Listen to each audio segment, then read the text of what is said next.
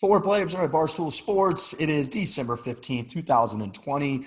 We have returned. Everybody has gone back to their humble abodes from our Arizona trip, which was quite successful.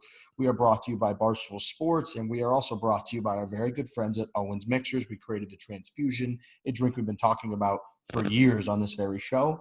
We taste tested it. We came up with our own concoction, our own mixer with Owens Mixers, and boom, now you can get it not only on Amazon, not only can you get it online, you can go to Publix, which is, I think, over 1,000 stores across the country. You go to Publix, pick up Owens Mixers from the Transfusion to make cucumber and lime to the grapefruit and all kinds of good stuff. They brought to you not only this podcast, but our match against Pat Perez.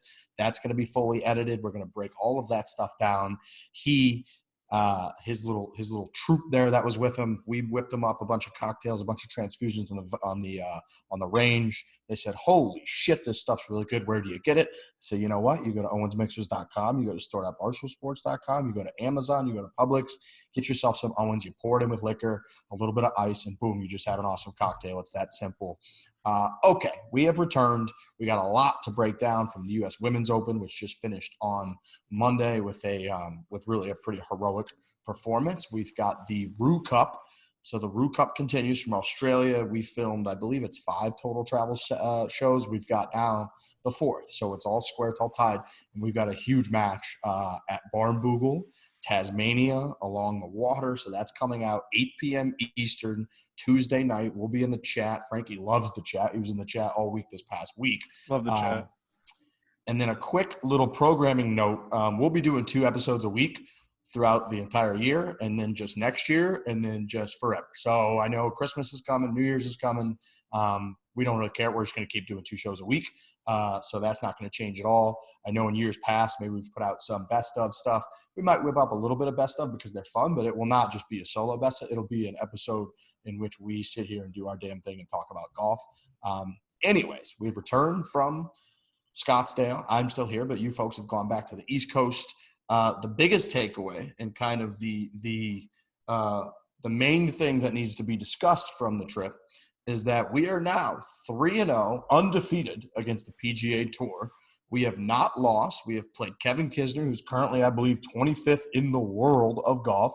We took him down. We took on Pat Perez, who's a 3-time PGA Tour winner. Imagine going up against these fields, 156 players, how good everybody is on tour. We talk about it all the time. That guy's won 3 times. And then Joel Dahmen, who's up and coming. He's had some really, really good performances. He's going to be on the PGA Tour for a long time.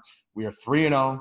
We are undefeated. The entire premise of this original thing was, hey, can you 4 clowns that do this golf podcast playing as a 4-man scramble, can you beat a PGA Tour player? Not only can we beat a PGA Tour player, we're going to beat fucking all of them. We're undefeated. We're undefeated. Yeah, we are undefeated, and that's great. That's huge. But what I do want people to know is that – because I'm afraid we're going to start getting this perception that it's easy to beat PGA Tour players because we're now 3-0 against the 3 that we've gone up against. But if you look back, we beat Kevin Kisner on 18.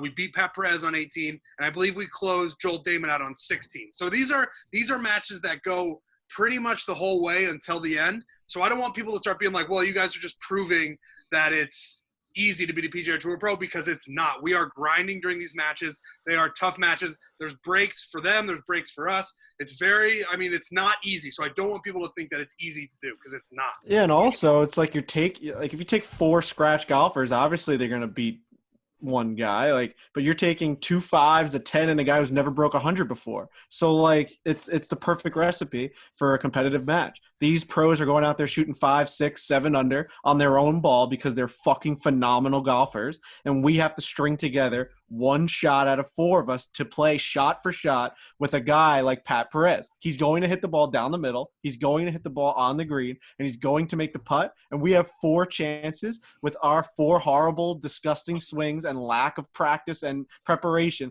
to try and stay shot for shot with a guy like Pat Perez, Kevin Kisner, and Joel Dahmen.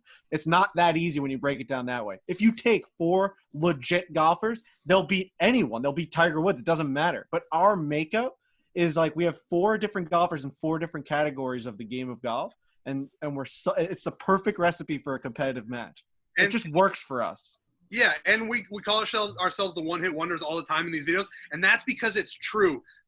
I feel like 8 times out of 10, we have 3 guys that are just off the map on any given shot, and then one guy will heroically come through and get one. That happens all the time. So, like you're saying, Frankie, if it was all scratch, they'd just be hitting the green, and they'd have a putt at it. With us, it's all over the place. It just so happens that the 4 of us, when you combine us all together, put us all against one PGA Tour pro, somehow, some way, over the course of 18 holes, we put it all together and barely eke out a win. It's incredible to this point that we haven't had to like re-up on the tee and just fucking refire. Like, it's, to me, that's a stunning fact, because when you go back and look at, like, Trent starts off and he dubs one into the shit, and then, like, I'll go and I'll hit one way right, and then Lurch goes and he hits one off the planet. It's like, well, now we have a chance of legitimately hitting 3 off the tee, and then somehow Riggs gets one on the middle, like just on the fairway or in the rough, and we're fine. It's always like, okay, now we're fine. That's happened for 3 straight matches, almost every single hole. I would say too, at True North on the Pinnacle course, it was as true as it's ever been, because that is target golf, and if you miss the grass there, you're out of play. It's not even close. It's not a consideration. You're just out of play. Now at Pinehurst, it's pretty much like it's tree line, and there's, you're going to find your ball. And at Mesa, it just wasn't really a lose your ball type of environment. Like, if you hit one in the trees, it just fell down. At True North, there were instances where 3 balls were legit out of bounds reteeing, and just 1 of 4 hit the ball in play. And we were, see you later. It doesn't matter. It doesn't matter if all 4 went 280 yards down the middle. We just needed 1. And so, I've been thinking a lot about, like, are we doing something that is actually just really easy? And think about how well we actually have had to play in order to get the wins that we've gotten. And think about the fact that, like, every single time Pat Perez basically teed off, he was in a better position than we were after the second shot. So then, from, like, farther away than he is, we somehow, between the 4 of us, have to hit a better second shot than he hits. And then somehow between the 4 of us, like, have to hit a better putt than he hits, and do that throughout a 4.5-hour round in order to win. And we've just been able to do it. Like, in terms of making bogeys and stuff, like, we really should. We've made, like, a couple here and there, but we're going to make less, like, bogeys, I feel like, than they are, because we do have the 4 chips and the 4 putts. But overall, when he talks about, like, making birdies and shooting in the mid-60s, like, we simply have to hit the ball closer than they do from farther away, or hit better putts than they do. And all 4 of us are worse iron players. All 4 of us are worse putters. Yet somehow one of us is going to do it. Like, that's not a fucking guarantee. And we've barely won. It's like we've played out of our dicks to win these matches. Also, those 3 shots prior, or 2 shots or 1 shot, wherever you are in the order, has nothing to do with your swing. When I step up behind Trent and he just knocked one into a bunker, everything that just happened meant nothing. Now it's just my regular golf shot. And then when I just hit one in the rough, nothing matters to Lurch. Like, none of that shot affected him. Like, oh, well, you have 4. Yeah, I mean, like, we only have 1. Each of us only have 1. Right. So like, what does that mean? It's not deal or no deal. Like, there's not, like, a certain number of suitcases. And it's just, we just have to hit a good shot. You have to, yes. It doesn't affect it at all. It's just you're just still unlikely to hit a good shot every time. Correct. We seemingly have the perfect group to make it competitive. Not like we're like Tiger Woods, like 2001, blow the fields away. Like, we are in these matches, like, grinding out every stroke possible that puts us somewhere in contention of, like, a top 20 golfer. Like, we don't have the group that's going to blow anybody out of the water because we're all scratches. We just have this very, like, average group of guys that somehow scrape it together. And I agree.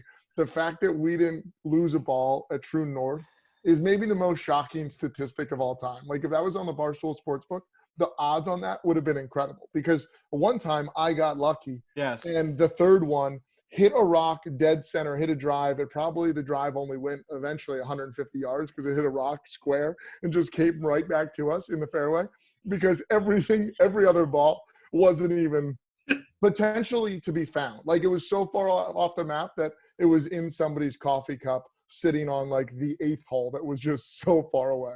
Right. But, yeah. We never had to re-tee, but we probably lost 40 balls that day. Oh, I said 36 on the 18th ball. Like, I couldn't believe how many balls were like, planet. One time I hit one so hard and low that I thought it was going to maybe blow up a rock, and it just never made a sound. So I don't know if it found a snake hole or Found what. a snake hole. I think it Right. had to have. Your ball, and everyone said that thing was going to come back 4x faster than it went into the rock, and it was going to come right back at our crew of 15 Right. people standing on the tee trying to film and hit golf shots. That would have been a hazard. That would have been a problem. And instead, it just disappeared into the rock, which is good because we would have gotten hurt. But, yeah, I mean, look, we've now done, again, the original premise, the big argument. And for folks to now, and this is what always irks Frankie, and he's dead on about this, people want to change the goalpost. People want to change their argument. The original debate was like, can you Fore, who the internet sits there on their little Instagram comments and chirps about how we're all 40 handicaps, none of us can play. How do we have a golf show when none of us are even able to hit the golf ball in the air? But watch You Fore CBS. clowns. There's a lot of good golfers on CBS on the weekends. They would say, and they continue to say, you clowns cannot go out and even close as a four-man scramble compete against PGA Tour pros, Kevin Kisner's, Pat Perez's, Joel Dahmen's. Well, guess what? 84%, when we put that Instagram poll up like the day before we played Giz, 84% said we were going to lose, and we won. And not only have we won once, we've won 3 times. Now, we've done 5 of these scramble matches. We never claimed at the beginning, never, that we are the greatest scramble team in the history of the world. That's unclear. We could be the greatest scramble team in the world. We could not be. Did we get defeated by Paige and the girls and Dustin? Well, guess what? Like the Bulls, they're like one of the great teams of all time. What did they have that year? 10 losses? Like the 2016 Warriors had what? 9 losses? Like you're going to lose. Like you're the best teams of all time lose. It's just like what Jack Nicklaus lost at 80%, higher than 80% of the time. He just lost when he teed it up in an event. So are we the greatest scramble team of all time? It's unclear. Did we ever claim that we're the greatest scramble team of all time? No. Did we claim that we could go and defeat PGA Tour pros as a scramble team? Yes. And so far, we have done that. We have, Correct.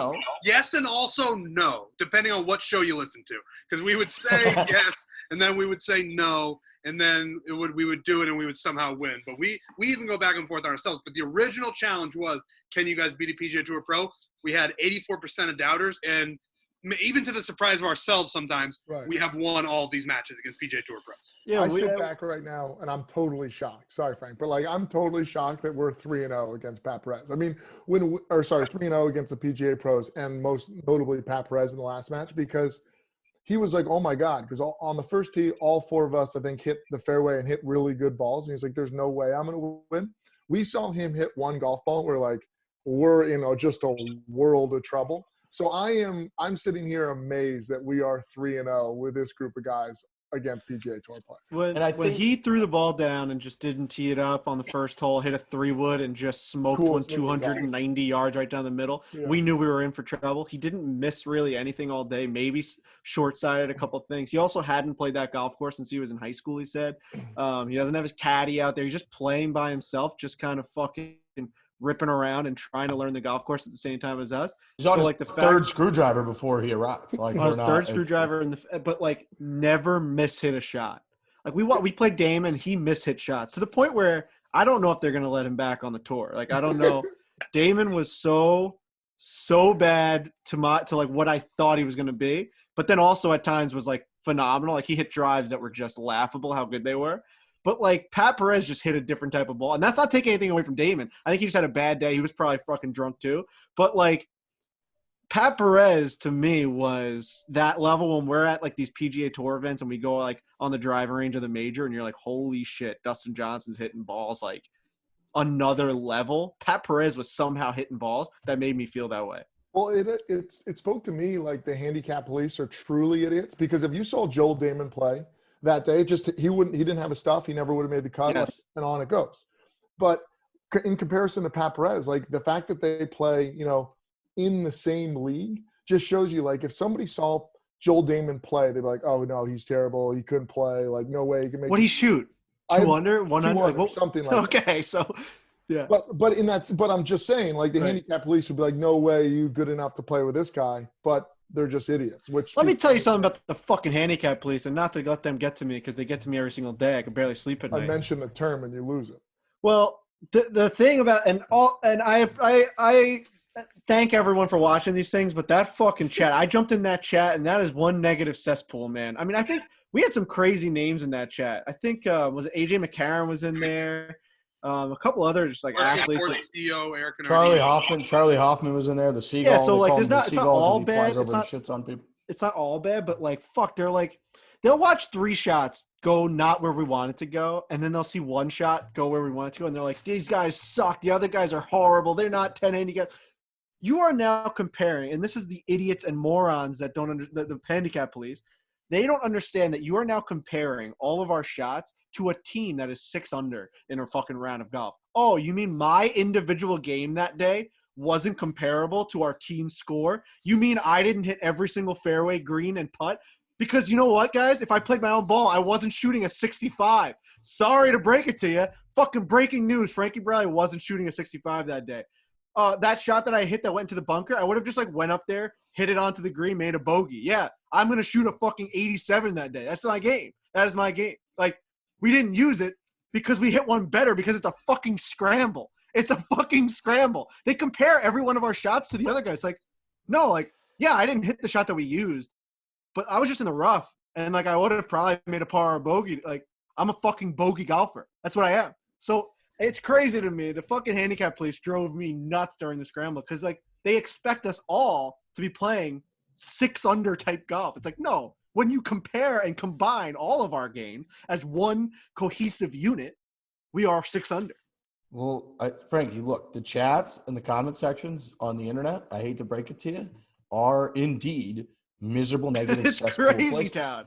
And you just, you kind of got to block that out. I thought you did an amazing job this whole week of largely blocking out negative. I thought you hit the ball great. You made some putts. You made some huge putts. First time ever.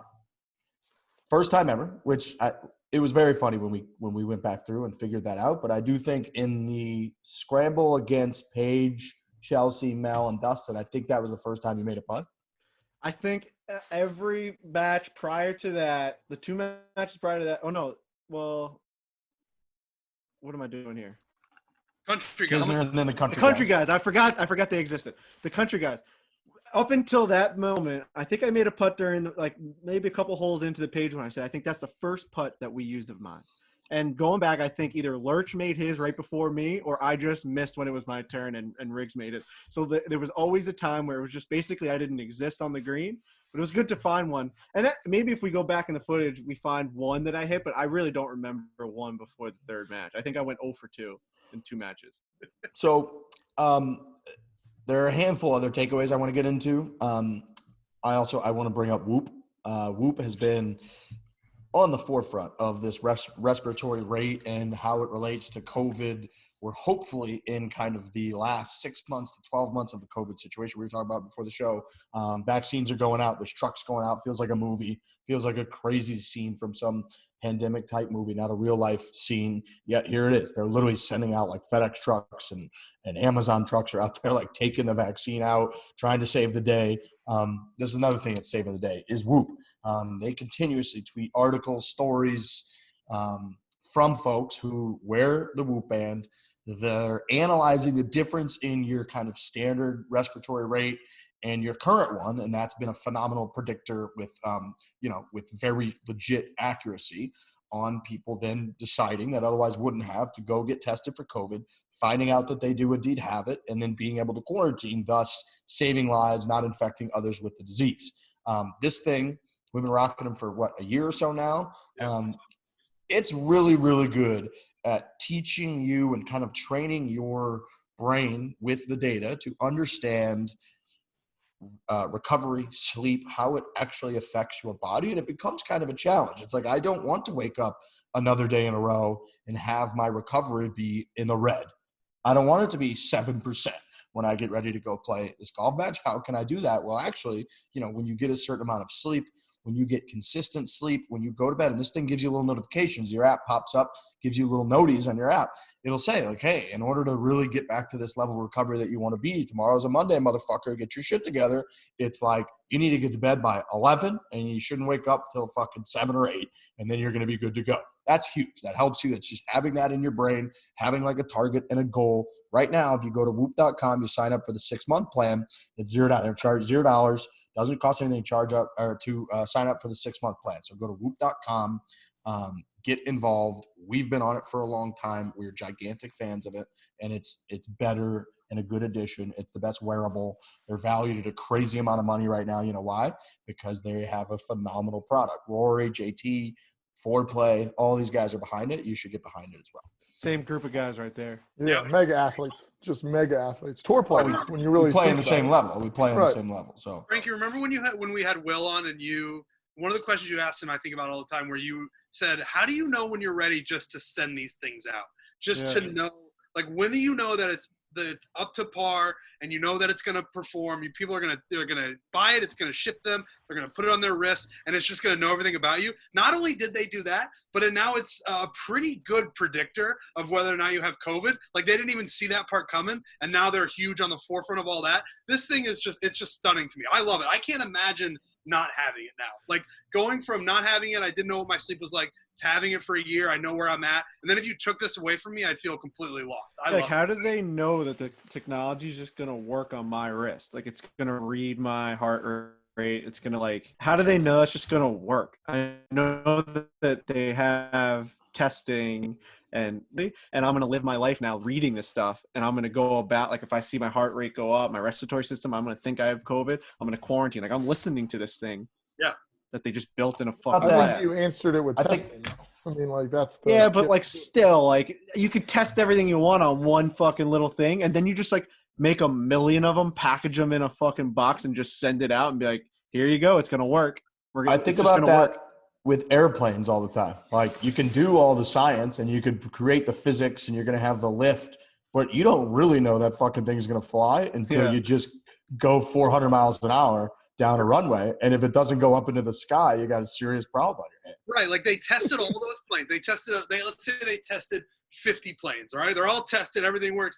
But then they just have to make a bunch more of those. And you are hoping in the duplication process that nothing else goes wrong. Now it's all just going to work. And that's, I could never be a part of something like that. I'm just not smart enough or brave. And you can't prove that it's going to fly until it just flies. There's no. The thing that always gets in my head.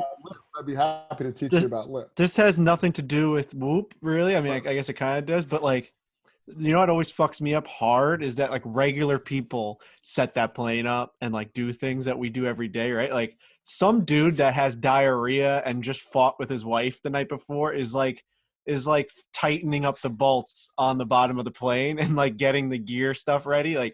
That dude's just moping around. He had a bad morning and fucking his favorite team lost last night. He ate a bad piece of fucking prosciutto. He's just having a bad day. And I'm sitting in this fucking plane watching 4 Christmases for the first time, laughing and giggling, 30,000 feet in the air. And this guy fucking just who knows what he, you know what I mean? Who knows if he did the right thing? Did he just do the right job? I don't know. We're just trusting him. I think about the Islanders arena is going up right now, and I'm watching a live feed, and guys are just smacking fucking bolts into the ground. I know some of my buddies are construction workers. They're just fucking idiots. Right. I know how much of a bag of shit I am. So a different version of me is just doing all the work out there. Imagine me doing something that would affect your life. Yeah. But not even just the work though, but all of the design and the engineering and all of the weight differences, right? If this flight happens to have 120 Amis on it, that's got a golf bag that's actually 57 pounds and it's supposed to be, the average luggage weight is 21, then they got to redistribute the weight and what if they didn't get, you just don't you don't know until it flies. You just don't really know until it flies into the sky. And that's the only way to test it. We can move on after this, but have you ever looked inside of a computer and what's going on in there? How did human beings figure out? If you open up the back of a laptop over a computer, it's just this crazy put together motherboard. How did we figure that out? How did someone who was sort of like me, at least a little bit, we're humans, we breathe, my heart beats, I got blood running through my veins, and then someone else just figured out how to make crazy shit. I don't understand that. It's Steve Wozniak. It's all these fucking psychos that just figure out how to do it. These little pings and I don't get it, man. And honestly, I broke an SD card the other day. It's sad. I don't want to talk about it, but I mean, I'll talk about it because it's a podcast. But it was really cold. We were fucking filming this winterization episode of Behind the Greens. It was fucking freezing. I'm filming this guy excavating a bunker. It was fucking awesome shit. He's giving us his what he's thinking. He's literally like, all right, I'm pushing this lever and this is what I'm looking for. I'm trying to push this dirt and make this whatever the wording he was using. And I went to go take the fucking card out and I had no feeling in my fingers and I just snapped it just a hair. I'm like, oh, it's fine. It's just a casing. We handed it to this guy, this surgeon, this SD card surgeon. He's like, it's going to cost you like $10,000 to fix this little card. He's like, I don't know what's on here. Is it like the cure to cancer or is it just some guy fucking making a bunker? Because it may not be worth it. He said he had to like open up this mini SD card, open it up and like hook up all these tiny little fucking prongs to these little tiny little fucking things, these metal things, and then you got to somehow rewire it through his system. I'm like, just keep it, bro. We'll find another video. I don't know. Like, just keep it. I don't want you. And then he's like, it may not even work. So it's, yeah, I don't know how they figured it all out. If you open up anything, open up your remote control and change your phone count, Right. your Electronics. channel. It's a nightmare. I mean, the wide web. Like, give that a shot. Any of that stuff. How are we even doing this? Right. You could give. I'm just looking at you guys right now. Yeah. Right. You could give this squad 1 billion lifetimes, and we couldn't get internet. Dude, that's Nate Bargatze's. Like, if I went back in time, I would actually be stupider. Like, everything would be. I would be. Oh yeah. People would be like, "What is wrong with this guy?" Because he'd be like, "Oh, there's these things that fly in the air." Like, all right, do it. And he's like, "I have no idea how to do that." So now you're just gonna lock me up and probably like tar and feather me because I'm just like an idiot.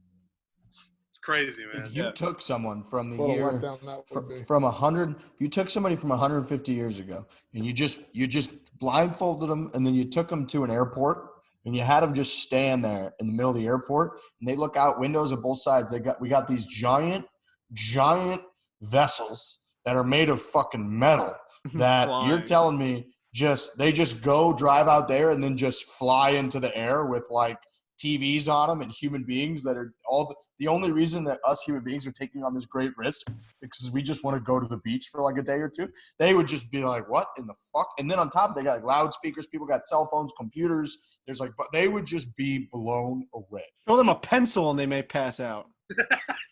And the advancement never stops, right? Like, why not in 2003? Why didn't someone stand up and be like, well, this is as far as we can take technology, so we're going to live with 2003 technology from here on out? But no, instead, everything gets better, everything gets faster, everything gets smaller, then it gets bigger, then it gets smaller again. Like, it's just fascinating to me. And I feel like just a dumb meat vessel that is watching all this happen. And it's like, all right, cool. I have no input. I don't add to it at all. I just get to enjoy it, and then I die. And then we complain. Yes. About like on my iOS, I'm like, this box that they fucking created covers the send thing, and I have to flick it to the top of the screen. You know, like the picture-in-picture now they have on iPhone. I'm like, I have to move this thing while I'm watching my Netflix and texting at the same time. They tried to make it easier for me, but it's just I don't like the placement of the box. Meanwhile, it's like that wasn't even a thing 2 days ago. It's true, man. It's just true. We're all assholes. Whoop. I don't know how they made it. Whoop. I guess this was an average, the whole thing, but Whoop's great. Go to whoop.com. Get yourself a 6-month plan. Okay. We've got, obviously, the scramble situation. We will have our programming plan is to have the fully edited Paige Spiranac, Dustin Shafer, Chelsea Pezzola, Melissa Mabanta video out before Christmas. And then the other two against the pros, against Joel Dahmen and against Pat Perez, will be out early next year. So that is the programming plan. If you went on to our little Instagram page there and you noticed that the live feeds were not there, that is because if you missed it in live, you will now be able to wait and you will get it on YouTube. That is what we're going to do. We don't want you to consume it. We don't want you to consume it from some iPhone. If you're going to wait and watch the whole thing, we want you to see drones. We want you to see all the audio. We want you to see the highly produced video footage. So that will be out coming up soon. We got a ton of shit that we filmed, so those are coming out. Keep your eyes and ears peeled. You'll see those. Last thing, I mean, we haven't really touched on the loss. We did a little bit, but fucking Paige and the girls, like, did we have a podcast since we played them or no? No. Oh, Okay. So, I mean, they just are better than us at golf, and we knew that going in. And that guy, Dustin, just fucking hit them further than us. So when you just place 3 girls that can hit the ball better than us, tighter than us, and they can drain putts better than us in a place in which they are just closer to the hole than us, they are going to beat us. So I've gotten messages like, well, you guys beat Pat Perez and Joel Dahmen, but, like, the girls could too. Yeah, no fucking shit. They're like ex-pro golfers, and they had a guy dropping them like fucking parachutes right next to the hole. They're going to beat us. Like, we never claimed to be incredibly good golfers, ever once. And let me say this, too. I mean, they're all good, right? Like, Paige, we'll get Chelsea and Mel, like, they play a little bit more fun golf. They were out there laughing, having a good time. They had drinks going. They had a little blanket. They had a good time. Dustin, same way. Like, he's pretty similar to – he could really pipe the ball sometimes. Other times he's off the planet for 4 or 5 holes in a row, whatever. Paige Spiranac is a gamer. She had been practicing for weeks, and she, you know, I would be curious to see, like, if she played her normal tees, 62, 6,300, whatever that may be, and we played from about 7,000 yards, it would have been a match, her playing her own ball. Like, she is a stick. She pipes the ball. She really only missed one fairway when she had a club slip when it was pouring rain, and that's because she was trying to pipe the ball and kill it because it's scramble. Outside of that, she was hitting darts. She was chipping it close. She was, like, at one point, you know, their best team chip would be a ball like 10 or 12 feet away, and she would just be like, can you get that ball out of there? Not even mark it. Just get it out of there, because she knows there's no way I'm not going to chip this within gimme distance and almost in the hole. And did that every time. So she, I think, and some people will respond, be like, yeah, no shit, she's like a pro. You know how much fucking hate she gets? You know how many people just chirp her for, all you do is show this or show that. You don't have any. She is a fucking player, and she brought it. She was very, very deliberate and into it and focused and coaching her teammates. And ultimately, that team with her on it, like, it would have taken a Herculean effort for us to win, and we just didn't have it. We missed a few putts that we shouldn't have missed, made a sloppy bogey on the par 3, and they're just better than we are. So I think that, yeah, that's that. You have 3 people who overall are just better than we are at golf. Our biggest advantage was moving it back, which clearly was an advantage. Whenever Dustin didn't hit it great, like, they were struggling. But when he did, they were actually just farther than us a lot of the times and better than we are at golf from that distance. Yep. And we lost 3-2. So that's just going to happen. And, like, one of the times that he missed the fairway, Paige hit a drive, like 250, and then hit a 3-wood to 40 feet and then drained the birdie putt all by herself, and we lost the hole. Yeah. So who gives a fuck about where she played from or, like, whatever she does on Instagram? That girl can beat you and everyone else listening to this because she's just better than 99.9% of the people. Like, if you take distance out of it, she's just better than all of us at golf. Everyone listening. Yeah, I told her to stop listening to this fucking podcast. I told her to stop complaining about the distance because none of us can do that in the group where you literally – she made a natural birdie where she went driver, 3-wood, canned a 30-footer, and none of us in this group can do that. So – just stop complaining about distances because you're just better than all of us. She's like, I had to hit a 3-wood there, and you guys are hitting 9 irons. Like, but you hit it better than us, closer than us, and drained the putt. So what are you doing here? Yeah, she's good. She's very good, and so are the others. And when you add that up, you know, I'm pretty sure that we lost. So it is what it is. We also practiced on that course from the tips for like 2.5 weeks. They said, like, every day she was grinding, going to ranges, playing. She just, like, she really wanted to win that, and they did. They destroyed us, really. We are 3-0 against PGA Tour players, and that was the original format of the series. So we're just, you know, that's it. We're undefeated. That's just what it is. We are. I mean, we are. We are undefeated. We're still waiting for someone on tour to be able to take down the 4-man scramble. I was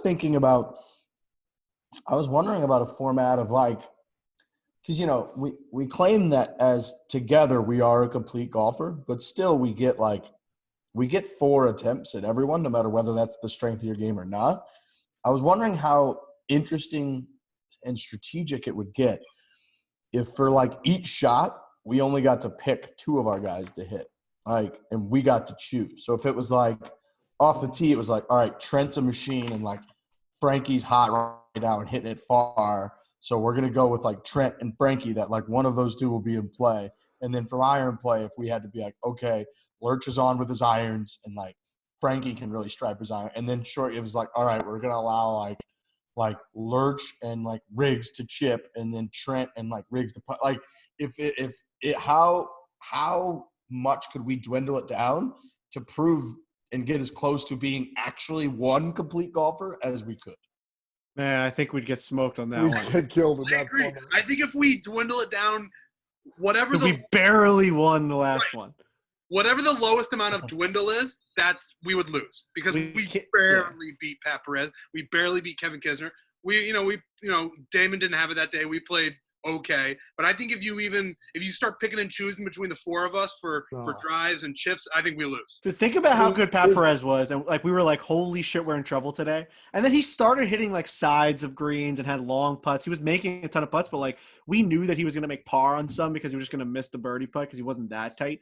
The day we play a Dustin Johnson or a Justin Thomas or a fucking Phil Mickelson, whatever, like whenever we play that next level player, they are going to be within that proximity of the hole every single time. And we're going to be standing there like 4 fucking idiots being like, holy shit, we need to now beat Dustin Johnson from 10 feet out every hole now. Like he's never going to miss a shot. Like we have to keep the same format because we've yet to reach that level of golfer. Like Kevin Kisner's top 25, yes, but we also like hit it further than him. Like we need to fucking figure out how to like be better at what we are right now because we have better competition coming up, hopefully. Well, there's no like to dwindle us down would mean like there's like fat on the team that you could cut off, and there's like we beat Pat Perez by 1 lip out. Yes, like that. Like there is no extra on this team that we could get rid of. I wasn't saying that there's like fat that we could trim. I'm wondering like how strong is the we are together one complete golfer argument, because in reality we get 4 shots, not like we're not choosing like our best at that aspect of the game each time. Right. We're just all 4 doing it. Right. I mean, certainly on a re-tee course, we're smoked. We're just going to get like on yesterday's track, like there was so many times where we just had 1 ball left, and Perez said the same thing as Kisner, who said the same thing as Joel, that was like, dear Lord, this is so frustrating that you're not giving me holes because there is 1 ball in play all the time, and the other 3 are just lost balls. They're just gone forever. Like you can't even play it from where we hit it. So I think if we were to do that and reduce the number of opportunities we had, I think we instantly just lose on like the 13th hole. Dude, and think about this. Like on 18, we beat Pat Perez on 18. He lips out from like 8 feet. We make it from like 5 feet. But if you look, like Trent missed the green. Frankie hit one right and missed the green. I yanked one into the bunker left and was like plugged in a bunker. Lurch hit it to 5 feet. It's like if Lurch just hits a bad iron shot, which you've done before, if you just like hit a poor iron shot there, like we probably lose the match. Like Pat could make his, it changes everything. He just like, we're trying to get up and down. We might hit our chip then from wherever the fuck we have to play from outside of his ball, and we'd be lucky to make one of ours, and he wins easily. Like that's just 1 hole. That happened for 18 fucking holes straight. So it's just like, it is crazy how close it actually is. And you know, the one time a PGA Tour guy didn't play well, we won on 16, which isn't like we just cleaned his clock. Like we won on 16. And then the 2 times that they played pretty solid, like we won on 18 barely. And like Kiz, we had to make a putt, and against Perez, we had to dodge a lip out. It's like we've barely been able to win. I'd say through the first 4 holes with Perez is the most worried we've been, because he looked so good.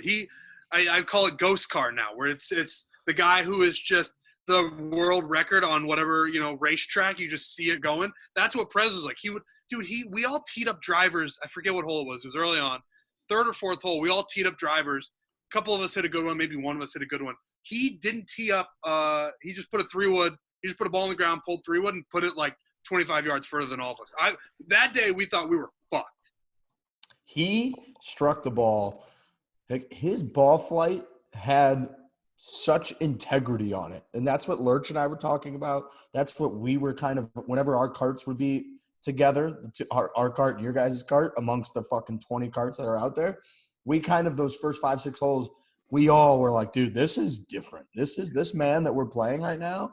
And maybe it's because it was a little target golf. Like, I don't know, or he didn't necessarily feel like he had to like pipe it every time or so.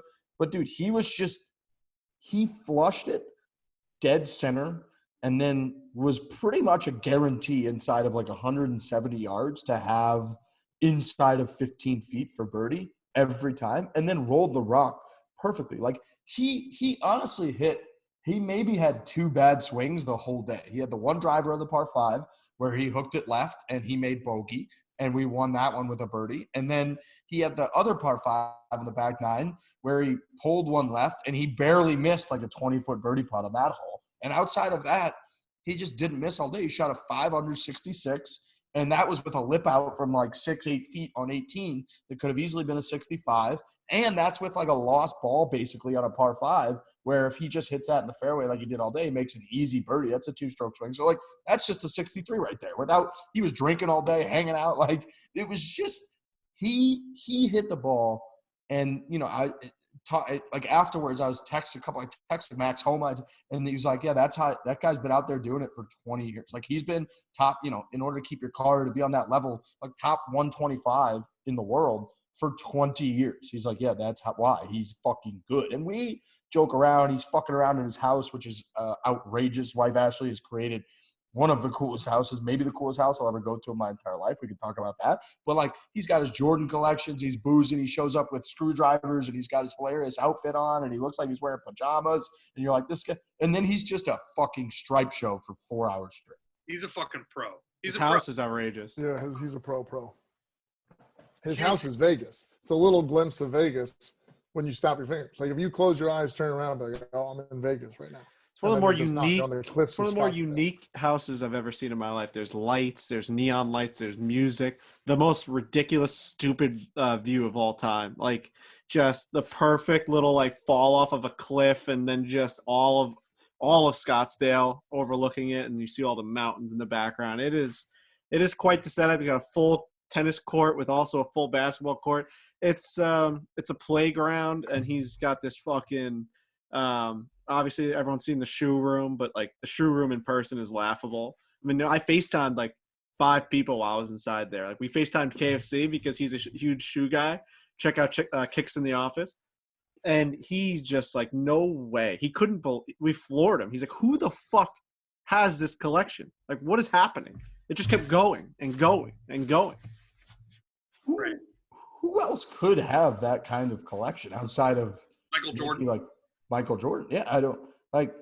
Honestly, who could have that? There's got to be like 1 or 2 guys. Like, you know who probably comes to mind is like Mike Bibby or something. Like, someone that you know, like I could see like a Mike Bibby having the shit ton of Jordans. Yeah, like anybody signed to Jordan probably has similar collections, just because they can get whatever they want. They get them as soon as they come out. I don't know that it's similar because he's obsessed. He's obsessed. Like, obsessed. But there are, like, Jordan is I don't want to say common thing to be obsessed with, but there are a lot of people who are obsessed with Jordans. The difference is that they are not signed to Jordan, so they can't get all these shoes all the time. So I think he's definitely in the top 0.00001%. I'd say he's in the top 10 of people that in the world of people that own Jordans. And I don't think that's crazy to say. I mean, I don't think he may be top 5. He may be top 3. I was going to say top 5. I was going to say top 5. I think that's. I have no idea. Do you think he has the boxes for all those shoes, or do you think because I feel like the box would be valuable too. I wonder if he stores those anywhere. Dude, I said, what percentage of these will you wear? And he said maybe 5%. Like, you couldn't wear them all. He's got over 1,000 sneakers, pairs of sneakers. So, like, I don't know. Right, you'd be wearing them for 4 years. Like, you'd be wearing a new pair of shoes for 3 or 4 years. And then he's the only guy who is doing Jordan golf shoes, who's got cement 4s, and he showed us a couple other pairs that are fucking awesome. Like, he's the only guy who has those. He said he got a box of like 50 shoes that came in that had cleats underneath them. He hasn't even opened them yet. Dude, he also he's got those 1,000 pairs of Jordans. He's got the cement Fore golf shoe and the the OGs. That's the only pair of Jordans I have are the cement Fores, and I bought mine used on eBay. That was like the only ones I could afford, and they like smelled like cigarettes, but I'm like, they're fucking sweet. I was able to get one pair used, and that guy has over 1,000 brand new. Dude, he has like the Travis Scotts. He's got every single collection, and then we were going through his other closet. And he just has like Louboutins, like every single pair of them. That he says he doesn't even touch anymore. Those are $1,000 shoes. He must have had some wild. Like you look at your credit card statement at the end of the month. I mean, I know a lot is probably just given for sponsorship or whatever, but he must have had some wild credit card bills. And he's a really good, humble dude. He knows that. Like, yeah, he's always saying like, I never should have been here. Like people think I never should have been here. My college team thought I was going to be a fucking janitor. Like everyone thought that it was over for me. And now I'm the only one from that college team that's fucking doing it for 25 years. The other guys played in 1 or 2 tournaments. I'm the only fucking, like, it's crazy. Like his mindset's like, I'm proving everyone wrong. And I never even thought in a million years that I'd be here. So he takes it like all so well because he's so happy. He like wants to show off every single piece of furniture and every single piece of like every trophy that he's ever won, every single, like he wants to show it off because he's like, I can't believe this is my life. Yeah, like just so cool to see, as opposed to like, oh yeah, of course I have all this shit. Like he's not like that. No, and he's not. A lot of athletes, I think, some of their humble, the humble stuff is bullshit sometimes. I mean, you can't know unless you know him. But Pat Perez, when he talks about being signed to Jordan, being on the PGA Tour for 20 plus years, like it comes from a place of genuine awe. And it's incredibly endearing, and he's just like a great guy. He very much too has reached a point you can tell where he talks about it, about how he's like, I want to hang out. He's like, that's kind of, he spends 30 plus weeks on the road, which is crazy when you have that house. He's like, look at all this. He's like, I love my wife, my young daughter. He's like, all I want to do is enjoy this house and this life and spend time with my family. And then the other main thing is like, and I want to share it with people. So like he was more excited for us all to go back to his house and, enjoy the liquor or the tequila or the dinner that his wife made and enjoy the view and do whatever the hell we wanted than he was for the golf match. Like he was as excited for that as anything. And he said to every one of us, like, come back out for the waste management, come over whenever you want. Like that's just, he's reached a point in life where he is he is realizing that like, he's not entitled at all. It's a total bonus that he's got all of this stuff, and he wants to share it with people that he likes to have a good time with. And we were just there to benefit from it, which was really. Have you guys looked up his career earnings or no? 27 million. That's so weird that you said that because I'm googling it as we speak. 27 Schmil. That's a lot of cake. Whoa! Did you guys get the number? Yeah, we just said it on the podcast. Oh, I couldn't hear you. I feel like my internet shit today. On what was that? We said it on the Foreplay podcast. 27 Schmil. That's a lot. Yeah, it's a lot of money. It's a ton of money. What are we even talking about? It's just a ton. That's an outrageous sum of money. And then the other thought of that is like, if you make $1 on the PGA Tour, what do you think your sponsorship dollars are in association with that? Like, is it like 15% of your career earnings, or is it like 2x? Oh. Totally depends who you are. Yeah, I think it depends who you are. I think but there's got to be some sort of average. Like for a guy like Perez, it's probably like 5 cents for every dollar, or 10 cents or something like that, right? Like it can't be too crazy. Like I would agree with that. I think it's low. I think it's especially like I would guess it's pretty low. And I don't think he's also the kind of guy. It seems like that he's not out doing hard negotiations with Jordan. No. He's just like, no, I just don't want to pay for my Jordans. That's like pretty much all I want to do. I don't know. We didn't discuss it with him, but that might have been the terms of the deal. Where he's just, but he also has like other companies that obviously sponsor him. But like I don't know anything about it, but this is my dumb brain going. I would guess that if he made 27 mil, he's probably made about 3 to 5 mil of sponsorships, I would say, which is fucking crazy. That's a lot of money to be handed by companies to just put a logo on your shirt. Because I mean, he's won 3 times, but like comparable, those other companies are going to give guys who like other Yeah, players more money. So yeah, he's probably close to $30 million that he's made Probably, overall. yeah. Plus the PGA Tour has like this retirement, He's well off. and his house shows it. His house very much shows it. We've literally been inside his house. He's doing pretty well. Yeah, he's doing well. You're going to be doing really well, ladies and gentlemen, when you get yourself in one of our favorite items, which is the Crown Sport soft sweaters from Peter Millar. Now look, Peter Millar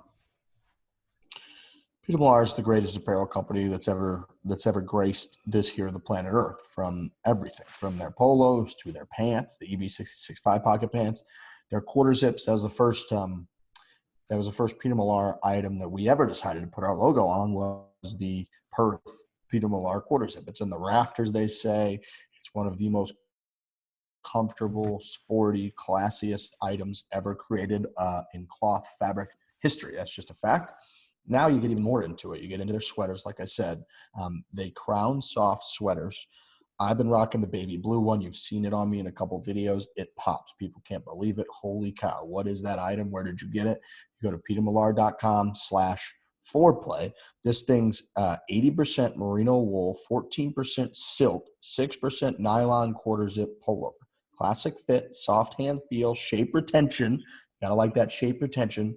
Quarter zip closure with contrast suede piping on the quarter zip style, rib knit cuffs and hem. These are all words, my friends, and phrases that just mean that this thing and the things that they make over at Peter Millar are so well crafted and high quality, and it's going to show. You got to wear clothes. You just have to. You got to have some sort of style. You're not allowed to walk around naked. It's illegal, so you have to wear clothes. You might as well wear the best. Communities you can get yourself into without that, but true. But I would guess that most people listening to this golf podcast aren't residing in those communities. If you I wonder if we have any nudist.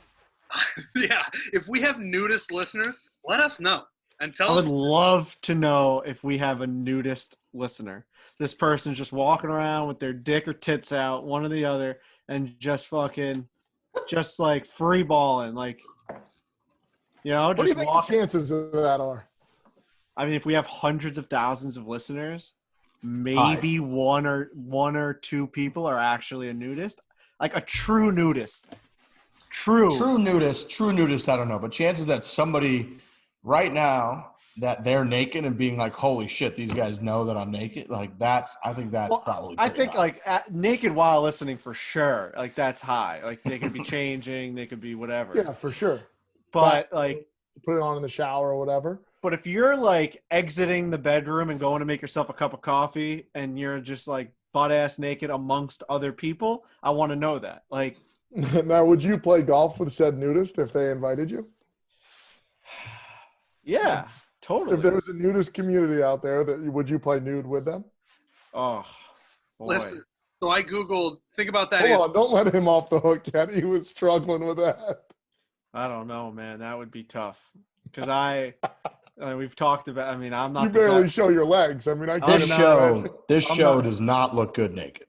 I'm not pretty on the eyes, as they would say. I mean, I need all the fabric I can get. I need all the Peter Millar I could get, because people sometimes say I'm a nice dresser when it comes to golf and all this stuff. Like Jake always likes my style, and then if you took that off of me, it's over.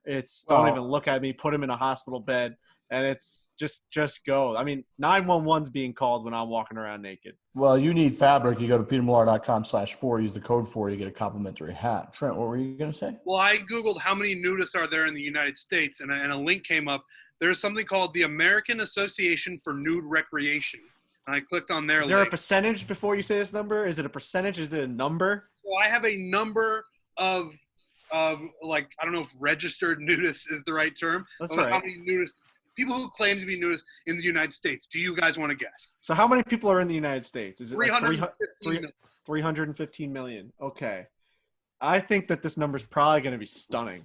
Is it stunning? No, I think it's low. I think it's going to be – I'm going to guess registered nudists. I'm going to say 25,000. Oh, man. I'm going to say – it's a lot, actually. I'm going to say 500,000. Okay. It can't be a million. Let's get real now. Why not? It can't be a million nudists. We would see them. We would see a couple of them, you know? So I'm going to say, I mean, they would just show up on the radar. I mean, We would see them. 1 in 315 people would be just nude. Yeah. I'm going to say there's only 10,000 nudists. All right. According to the American Association for Nude Recreation, there That's not a real thing. I'm looking at the website. I don't know if Go. I'm looking at one. The number is 213,000. Wow. Wow. More than I thought, for sure. Whoa. You'd think you'd They're run out into there, one man. or two. They're out there. I don't know what is that percentage against 315 million? I mean, that's basically 0.15%. yeah. So that's 1 in what, like 1,500 people? No, Still. 1 in 100. Yeah, I'm bad. like 1 in 1,500 people. Is that right? 1 in 15,000. I will say that that Peter Millar ad made me a little sad because it reminded me that I left my Peter Millar quarter zip. No. Or you put it at the front desk or something because I left it in the car. And I Yes. forgot to stop by the front desk before I left. Mm. So the quarter zip that I'm wearing in the Pat Perez video, that is now just in North Scottsdale. Oh, we'll get you a new one, and people can go get their own at petermillar.com/4. Use the code 4. You get yourself a performance hat, which is very cool. It's good to have Peter Millar in the winter. What'd you say? You can just call that hotel and get your Peter Millar back. You could, yeah. And then the other individual Trent's somewhere not going close, to do that. if someone Trent's knew where we not. stayed, they could just go and get it and say they're Trent. How about this? I could Wait, drive remember- over there in 2 minutes. In 2 minutes, I could. Wait a minute. How about this? Hey, Trent, shut the fuck up. How about this? How about this, Trent? Remember Ben when I called you Ben. I'm looking at Ben Severance on my screen. Remember Lurch when I actually called you Ben quite a bit this week. You went Nice shot, Benjamin. Ben. I do I that. did call you Benjamin. Remember when we went to fucking Australia? And by the way, our new video is coming out tonight. And we left all our shit on the plane. Yeah. I left a bag of stuff on the plane. How horrible that was. How horrible being on a 20-hour flight was. And all I had to do was I was on the flight for so long that I forgot I had any belongings on top of my head, like in that fucking area. Back this up. Remember how horrible it was when I was just taking grenades and you two just went and got on the plane and I was still stuck there? I Yes. saw my two buddies leave Yes. and I was dying there. All right, so before you start talking about horrible, you need to back it up and remember how bad it was for me, not you. Stuck in okay? LA on the second Yes. leg of that fucking Yes. flight. I had to wait like 12 hours in LA as I knew you guys Ooh. already landed in New York. And then when I got to New York, my bags were not even nowhere. Oh, I No let them go around the carousel. idea where my bags were. An I let- idea. And then I let 3 them- months later, I got my golf clubs back. I saw your bag come around. I said, you know what? Someone else Don't get it. But my thinking was correct, is that like they have to have some sort of system in which to take it. And I was not going to be responsible for your bags while I was on my way. We were rushing somewhere, whatever. All I know is that I left – this is getting crazy. I left a fucking Peter Millar jacket. And I haven't seen one in rotation. I don't even know if they fucking have it on the jacket. I'm sure they have it on the website. But I remember getting it. It's a nice, puffy, like light but warm jacket. And it's so good looking. It was fucking slick and sleek. And it was like light. You could wear it unzipped. It was almost like a bomber, but it wasn't. It was a little puffy. And I brought it to Australia with me. I was going to look choice, mate. And I left that shit on top of me in the fucking little luggage area, and I never got it back. I put in claims to get it back, and they said, we're keeping it. They actually said, we're keeping it. That's how good it was. Here's what I want to say. I want another one of those Peter All Millar. right, I want so that shit sent in. I need left my that shit. Peter Millar at this hotel. If you end up staying at the Residence Inn, Oh. North Scottsdale, and you are an XL, you can go claim a Peter Millar quarter zip, and you can see how good this shit is. Wow. There's going to be people, I was Wow. going to offer that, but then I thought that'd be a bad idea because now the front desk is just going to get loaded with people. I mean, what are people just going to – what are they going to stop by? I don't know what they're going to do. I thought it'd be a nice thing to give a fan. They can have – I bet by the end of the day today, when this podcast goes out, we will have a photo of someone that has claimed. Okay, that's it. If you go to the Residence Inn, North Scottsdale, and you get that Peter Millar, tweet out a picture at 4PlayPod so we can tweet it out so people don't also do it and there's not going to be anything there. That's what I'll say. Okay. Good idea. Okay. Yeah. I think that's a good idea, champ. XL. Okay. We're going to move on. Scramble stuff was great. We got a lot more to talk about, and we will do a debrief podcast with Joel. We'll do a debrief podcast with Pat, and the match against the girls and Dustin's coming out within the next week or so. It's going to come out before Christmas. U.S. Women's Open. Lim Kim birdies the last 3 holes to get the W. It was a Monday finish, tons of rain, kind of an interesting week down in Houston where it was like 70 for the beginning of the week. And then it got pretty dicey. Then it rained like crazy. Scores were bad. They were high, which is U.S. Open. That's what you're going to get. Only a few people under par.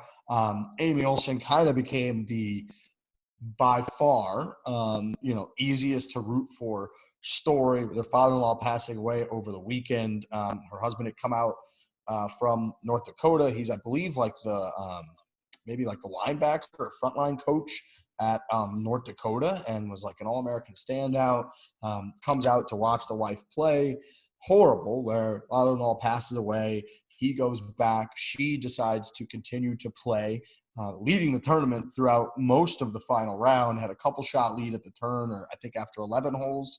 And then Lim Kim with 3 birdies, 16, 17, and 18, again on a day when everybody was over par, to go out and get the win. I saw Justin Ray, who always tweeting out great stats, said Lim Kim on pace to finish with plus 7.37 strokes gained total in the final round alone.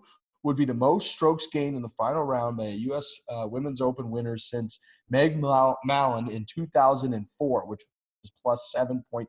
So the bottom line is like under pressure, then on the line, and wearing a mask during a global pandemic, by the way, goes out and has kind of a crazy finish, really reminiscent of Schwartzel, who birdied the last 4 holes at Augusta to kind of go out and just seal the deal at that Masters.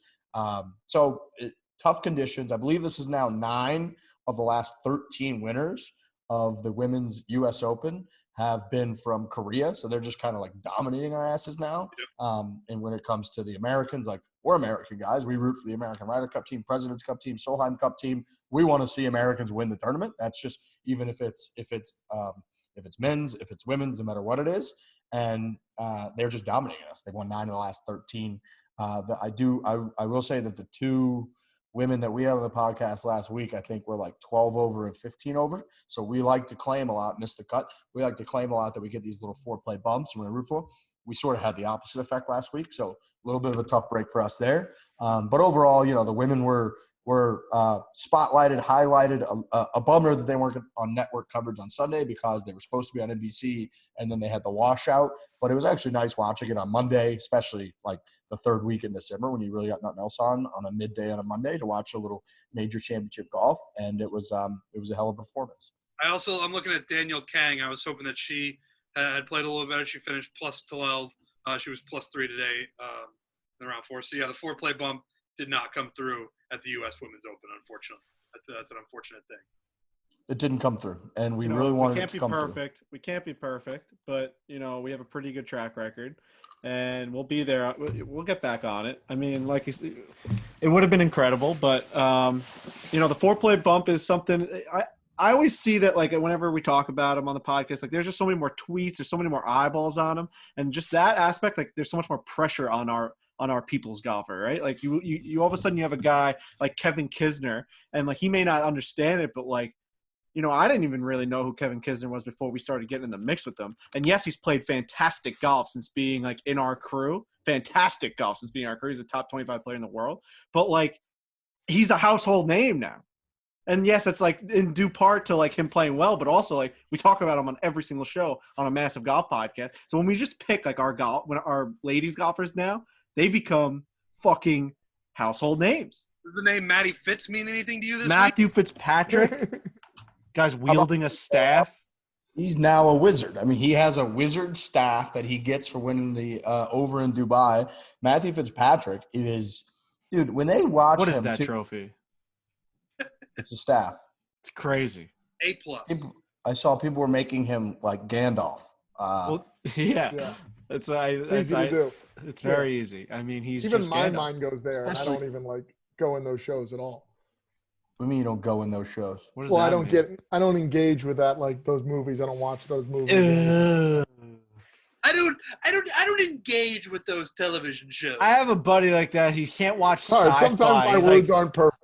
No, it's he's not like- like I can't watch he goes, it. I just don't. nerd. I Oh, don't do sorry, you that. can only watch. Sorry, you can only watch Rudy, and like you can only watch fucking sport movies because those are the real things. And you No. watch like Ides of March, and like, you like to sip on your cognac, you little fucking bitch. I like to watch fucking. I like to watch Star Wars. I like to watch Harry Potter. I don't say any of these things. I like all those shows. I No, just you don't don't. watch them. No, you don't. You look down Dude, upon sci-fi. No, I honestly don't at all. I don't. My buddy does, who's super annoying, who I used to live with, would always say like Dungeons and Dragons when I would watch like shows like that. You like Harry Potter? Never watched it, never read a book. Lord of the Rings? Never watched it. Star Wars?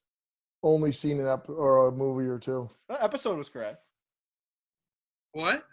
You hate fantasy stuff, like anything that's not like. I don't hate fantasy. I just don't watch it that much. What's a But okay. But when you come upon it, you go, nah, not today. Like you're just like, no chance. No, so the Star Wars thing, I was flying a lot, and United was doing this bit where they partnered with Star Wars.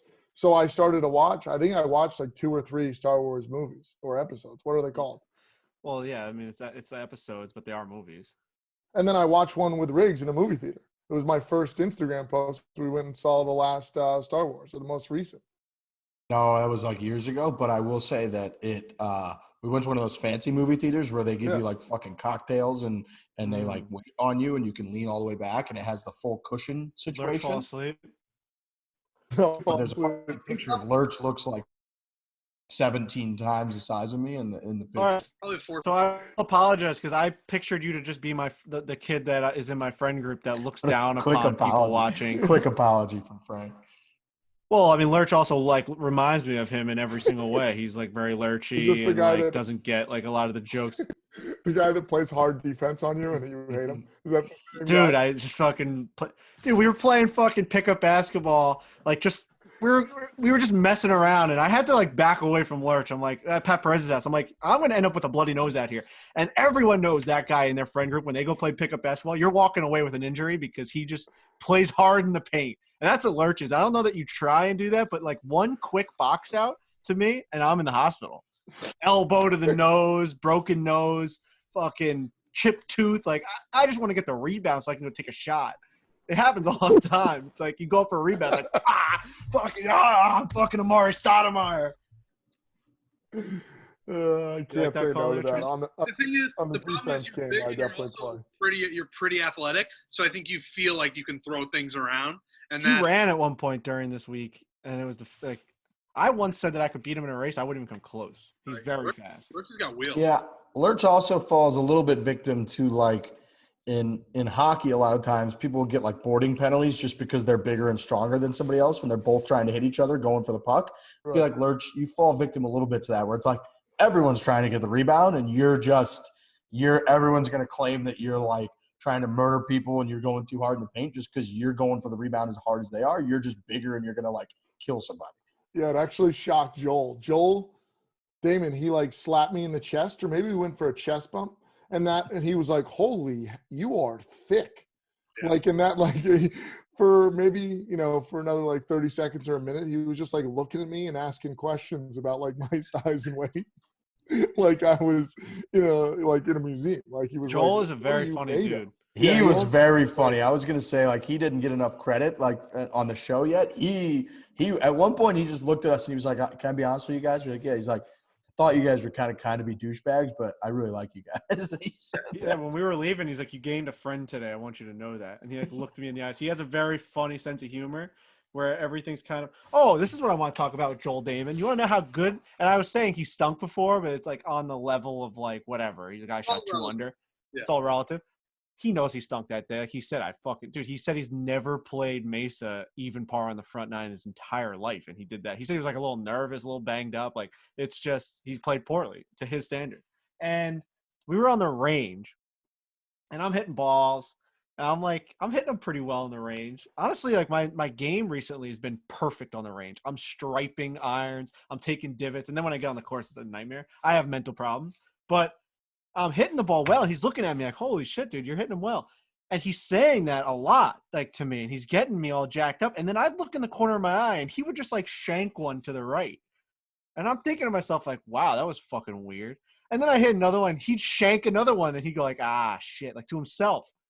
And he'd hit one, like, decently okay. And then he'd hit one again, like, way right, like, into the trees. I'm like, I almost turned to Lurch at one point and being like, dude, this guy fucking sucks. Like, he's a pro.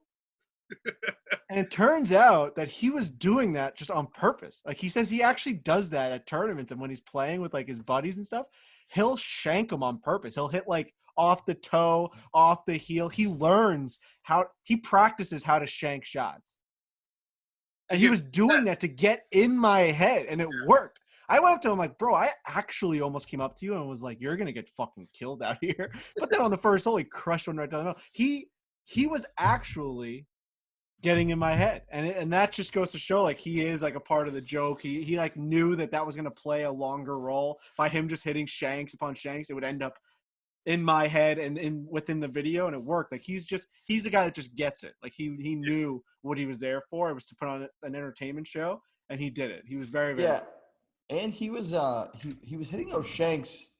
Like, anybody, I think if you really tried to, you could hit something that looked like a shank or whatever. He was hitting them while looking like he was trying to swing normally.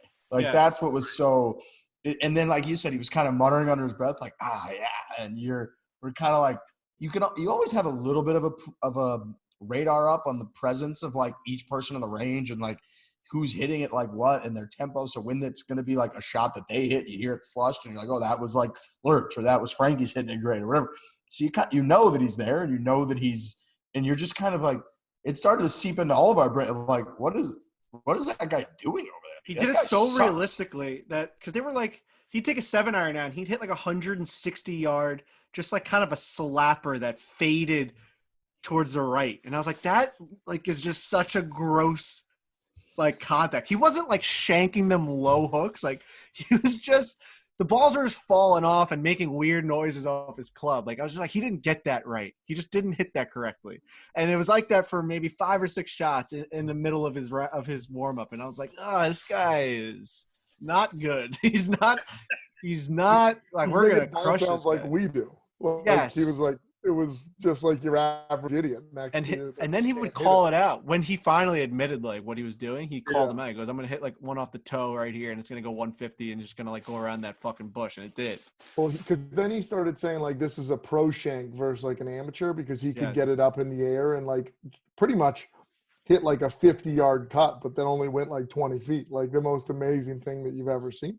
But yeah, he was a beauty. He was a ton of fun to play with, and I did feel bad because like, he wanted to have his game, but it just wasn't there that day, you know, and that it is what it is. That's what happens. And, you know, relatively speaking, again, him not having his game, I think he was like, I think he was about 2 under, and he, on the front nine, he was like 1 over through 9, and then made like 2 or 3 birdies in a row to kind of get back into it a little bit. But he's like, he was, I think when he FaceTimed his caddy, he's like, imagine being 1 over par on the front nine at Mesa Country Club. He's like, that's just not even – he's like, that's literally not possible. And here I am. So he didn't have his best and still pushed us to 16. So it wasn't like it was a total blowout. And very funny, cool scene at the club. There are a bunch of members that kind of joined because they're doing their member this weekend, which I just saw that Joel won. So clearly he found his game this weekend.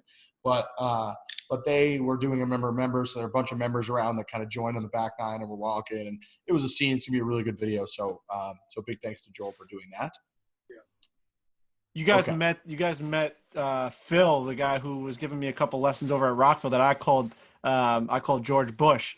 And Trent actually said that if I hadn't told that story for a second, he actually thought that George Bush was there. Did you not say that, Trent? No, you did, because we were pulling up to wherever, and his car was already set up there, and we were pulling up. And you said to me, oh, look, here's George Bush. And I looked over, and I was like, oh, there's George Bush. But it's Frankie's friend from Long Island who lives down in that area. And it was just – I said to Frankie that when George Bush was president, and there was if he had to get into Fort Knox or something, and the way he could get in was this, like the area of his face that is his eyes and his nose and a little bit of his mouth, that guy could have gotten in when George Bush. Everything on the sides and the hair and everything wasn't George Bush, but there's just when you look at him and the way he talks and the inflection in his voice, it's like, you're fucking George. I squinted at him like, you're fucking George Bush, aren't you? You know, like I poked him in his chest. I'm like, yeah. I'm not gonna let it out, but you're fucking George Bush, aren't you? You're the president. You're the ex-president of the United States, aren't you? What's your favorite number? Is it 40? What's your favorite number? Is it 43? Oh fuck. All right. Everyone wants to keep their home safe and their family safe. That's important. We talk a lot about homes and families on this show, especially families. We all like family. Got to have family. It's very important. Whether it's from a break-in, a fire, flooding, medical emergency, Simply Safe Home Security delivers award-winning 24/7 protection. They have for my family and my parents for several years now. They've enjoyed their experience. Couldn't be better, and it's kept everybody very safe. They've got your back day and night, ready to send police, the fire, or EMTs whenever you need them most. They'll come straight to your door. Simply Safe has an arsenal of sensors and cameras that protect every inch of your home. You can set it up yourself in about 30 minutes. It's super easy. Then Simply Safe's professionals take over, monitoring your home 24/7 with ready-to-send help the moment there's an alarm. Right now, our listeners get a free home security camera when you purchase a Simply Safe security system at simplysafe.com/foreplay. You get a 60-day risk-free trial, so there's nothing to lose. Plus, you will get yourself a free home security camera. Visit simplysafe.com/foreplay for your free security camera today. 60-day risk-free trial. That's simplysafe.com/foreplay. We've got this week, I guess weekend, Saturday, Sunday, we've got the PNC Father-Son Challenge. It's going to be on Golf Channel and NBC. We've got the best field the thing's ever had, clearly. We have Tiger Woods and Charlie Woods. I'm already starting to see cautionary articles about the entire thing, about how, no, there will not be a second coming of Tiger. This is the first coming of Charlie Woods. And that, to me, on some level, yes, he's an 11-year-old child, so we like, you know, children are great. They're incredibly important. They're adorable. They need to be protected. On another level, like, the fucking guy swings like Tiger Woods. He's named Charlie Woods. He's going to wear red and black. Like, hello. It's just there's going to be – of course it's the second coming. It's literally his child. Like, what are you talking about? I'd also say their involvement and Tiger allowing Charlie's involvement is a very large thing, because then he is now deciding that this is now when I think Charlie – can showcase his skills. He could have done it last year. He could have done it the year before. He could have done it 2 years from now, 3 years from now. But he's saying right now, Charlie Woods, the state of his game, how he thinks he is mentally, he is ready to play in a tournament with me that's going to be televised. I think that's a very huge step in Tiger allowing Charlie to play. So I understand these articles where they're like, you know, don't go crazy.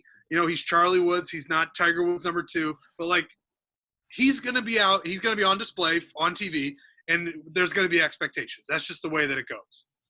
And I'm pumped. I'm excited.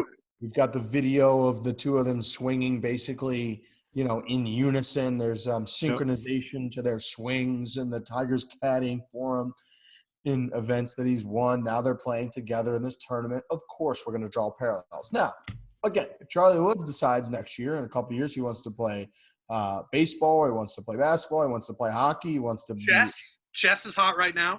Chess, buddy, I watched, I think last night, I watched 5 episodes of Queen's Gambit. Yeah, so you're pretty much done then.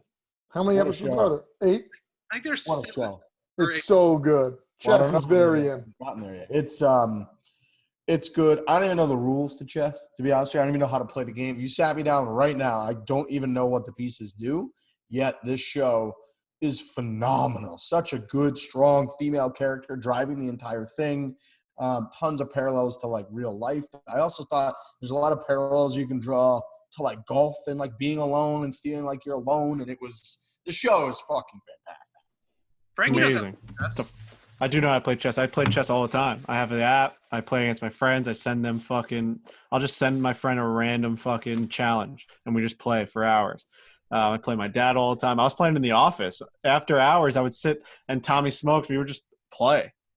and against Rudy and YP. I'd have 5 games going at like 7:00 at night in the office.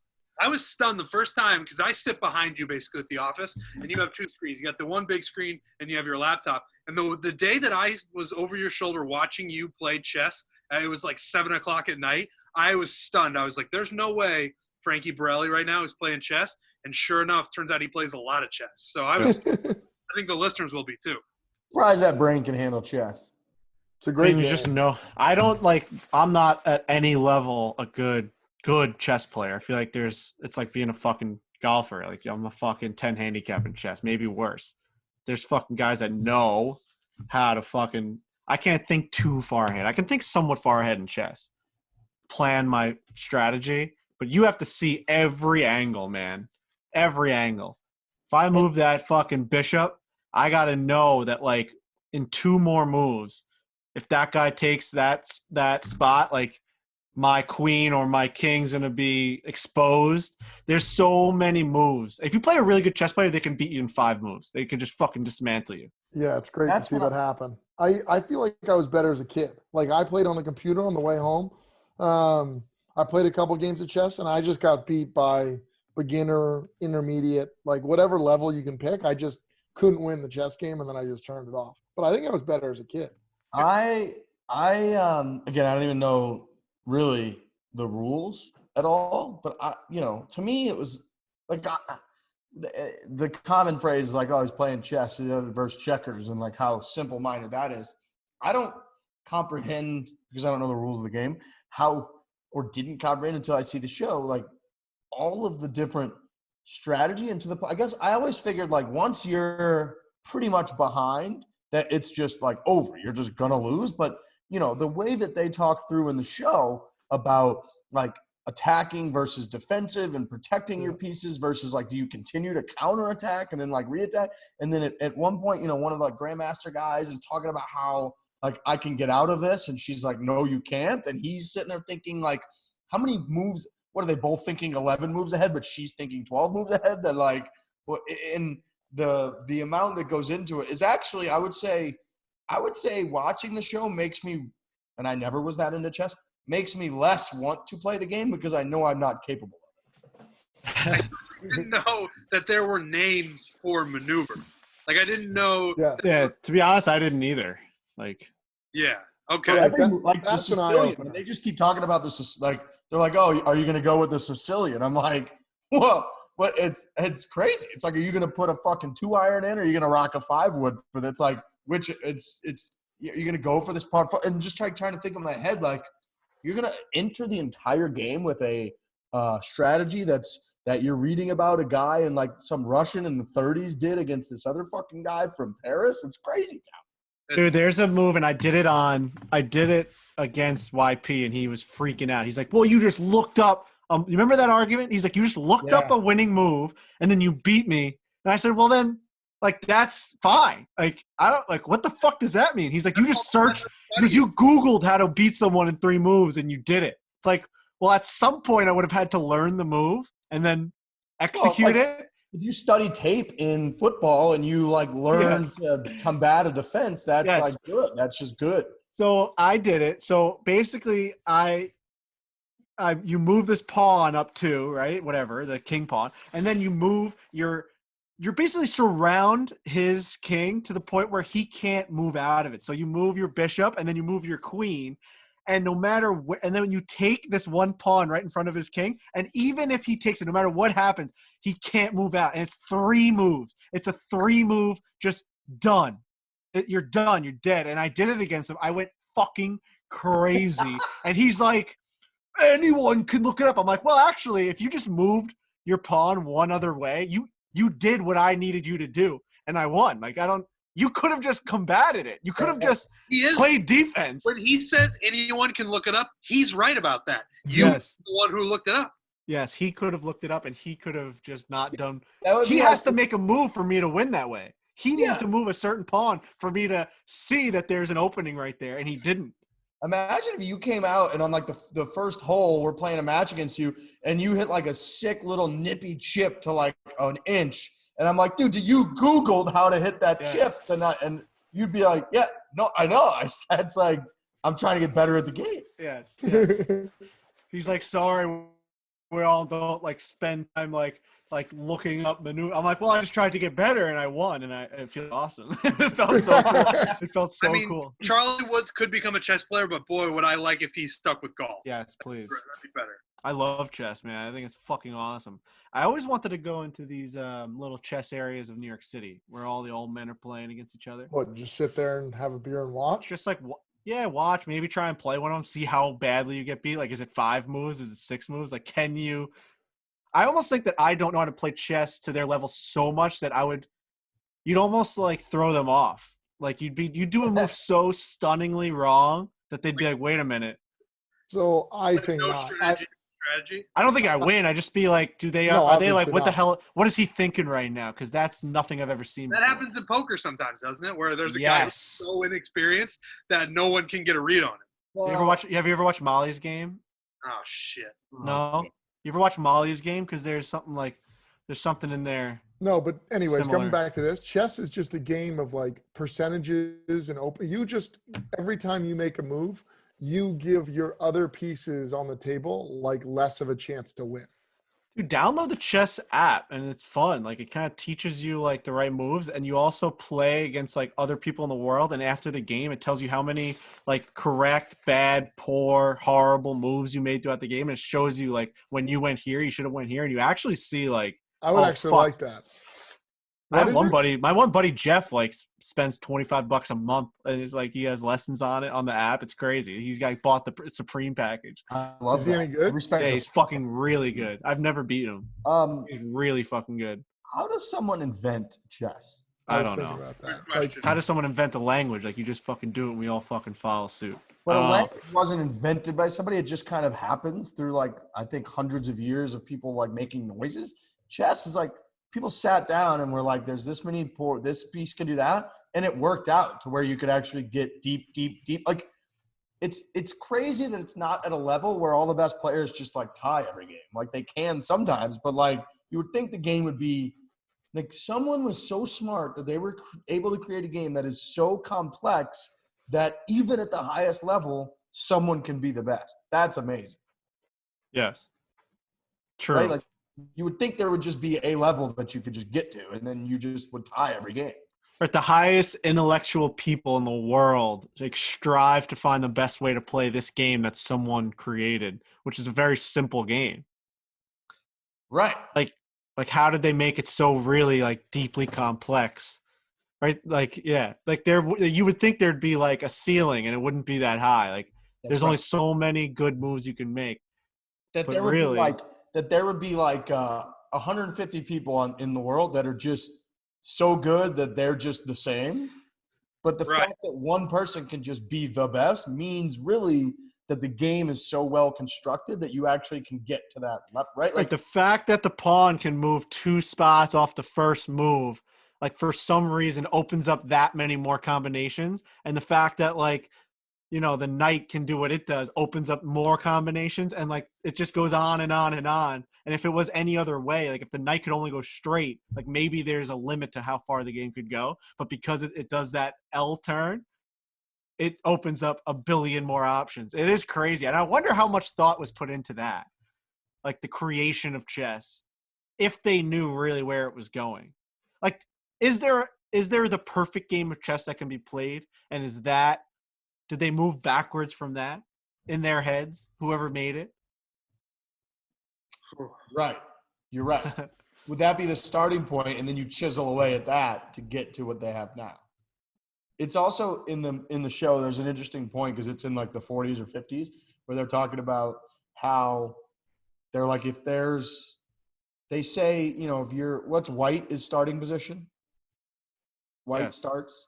Yeah. So how like white, like in theory, like action always beats reaction. White, if perfect chess is played, like white should always win. But then they're like, there's no way to play perfect chess. And then the guy's like, well, on some day when they have computers that they can simulate this, like the computer that is white will always beat the computer that is black. Right. Figure now they have to be at that point, right? Right. Can't they just do that? Aren't there matches against computers that they play? Yeah. Like And the Watson, computer it's like doesn't always- Watson from IBM just dust people in chess. But that's what I mean when I said that. When I said I wanted to go to those fucking parks, I think that computer has computed a move to get to a certain point, and if I did something so obscure and wrong, does it throw that computer off? Is it like and I'm sure it doesn't, but it's kind of like in poker where like you don't even realize you had a straight and you go all in, and the guy who had fucking three of a kind is like, I beat you, like this guy stinks, and you're like, oh yeah, I just had I was going for a straight or whatever. I like the row of numbers here, and they're like, yeah, you just beat us. Like, what the fuck are you talking about? It's like you bring a girl to poker and she's like, oh, I have all these cool kings and queens. Like, you have a full house. Poker, I feel like, though, is much more like it is much more luck based. Like, you could play perfect poker, get all your chips in like as a 70% favorite, and then just lose because of the way Nate Dogg would I think real poker players would disagree with that. Like, I think the best of the best players can win even regardless of what they're dealt. No, they can win over time, but in any one like hand. Oh, they true. can't. Whereas like in chess, it's just one game. I still think the best player would win every time. Whereas in poker, like you could play one game, you could just like somebody could just go all in every single hand and get called by the best player in the world eventually and have, pocket deuces against pocket aces. And like, you just hit a deuce and you just win. True. All I will say is chess has never looked so cool since, well, obviously Queen's Gambit made it look incredibly cool, but Wizards chess really put chess on the map for my generation with fucking Ronald Weasley riding the knight to B5 and shit and getting absolutely fucking roasted. I mean, that stuff was in Harry Potter was the real deal. Wizards chess is no joke. Wizards chess was next level. I mean, when those things get obliterated, when they come up out of the shadows and just obliterate the other one, it was so intense at the time. So intense. So intense. Big debate that we had last week out here in Arizona. We're going to do a quick from the gallery. I think Frankie came up with it, and it's essentially the hole-in-one challenge. Now, the European Tour, Lurch came up with it. Now, it's essentially the European Tour has done this a handful of times. They give a guy on tour, European Tour player, 500 attempts in one day to see if they can get an ace on a par 3. One is that's how many have done it. One. And our debate was, if you had the 4-play guys out there, we have a 150-yard par 3, so just pretty standard, like neutralize everything else, a standard 150-yard par 3. It's a 150-yard shot, hitting balls from, sun up to sundown, trying to ace this par 3. Could one of us do it? As a cohesive unit, right? One of us. So one of us counts for all of us. For all of us, okay. It's a scramble. It's a scramble for a hole-in-one. Yes, somebody makes one, no doubt about it. Essentially, we call it the 4-man scramble hole-in-one challenge because that's what it is. We could go around the world to your par 3. You put tarps down or mats, and we'll go at that par 3 all day, and we'll conquer your par 3. All right. So before we get into the thoughts of if we can do it or whatever, to make this a realistic challenge, we need to find a golf course that will allow us to rip up the tee box and pelt the fucking greens. Like, we just have to – they have to be okay with it, right? So it's got to be set up, the whole thing. Maybe they're redoing the greens. Maybe they're stripping the greens. I'm hearing a lot about places that get ready for tournaments. They strip the greens and resod them and all this stuff. Maybe we can do that. Like, there has to be a scenario in which we are allowed to just spend a day on a par 3 and absolutely torch it. And there's no other – I'm not hitting them off mats because I don't want the handicap place, the hole-in-one place. I want to hit the hole-in-one, and I want it to be fucking legit and pure. No mats, no spin, no the fucking bullshit. Let's figure out all that. And then – and even like we can even find something with a little backstop. Like the ball will go in now that I talk about it. I think one of us will get it in. My question is this. Is it a time limit or is it until we do it? What's the question? Well, it's until pretty much it's like dark, I would say. Well, one of us goes to the hospital. Didn't do it. Now, again, on the European Tour, I'm not sure if you guys have watched these videos. I know they've done at least 4 of them. They've done and they get 500 balls. Okay, it takes almost all day to hit 500 shots. Like, it takes them forever, and they lose their minds. And only one of the four has done it. It was Andy Sullivan of England, who did it on his 230th try. Now, they've had other players do it. Eduardo Molinari and Brandon Stone, and then Thomas Peters tried it. And these guys legit lose their minds. Like, they are hitting shots that are such good shots. And, like, it might be 20 or 30 in a row before you get one that's really close. So you can tell, even if a ball is 2 feet, 3 feet left of the pin off the tee, like, it's just not going to go in the hole. Like, right. it's not even going to become close. And they get these balls that just spin and roll right across the lip throughout the day. It's like, it's so hard to get an ace. And these guys are European Tour, Thomas Peters, they're stud, Ryder Cup, and we suck. And we're going to do it in a day. I don't think there's a chance in hell that we get it. I think without question we do. My only thought is, do we have to clear the green every half hour, or what does that look like?